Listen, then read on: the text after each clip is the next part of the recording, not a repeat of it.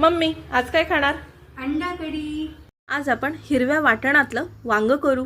हिरव्या मिरच्या, अद्रक, लसूण, कांदा, सुकं खोबरं, कढीपत्ता हे सर्व वाटून घेतलं। तर तेलामध्ये मस्त फ्राय करून घेतलं आणि आधी जिरं टाकायचं बरं का। हळद, मीठ, घाटी मसाला हे सर्व फ्राय करून घेऊया।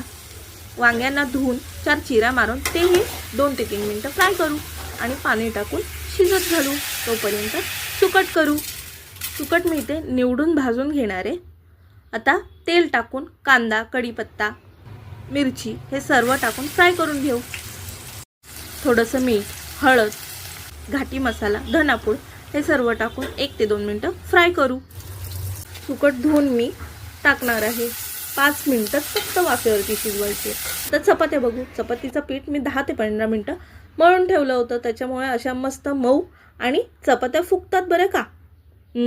वास छान येतोय। हे घे।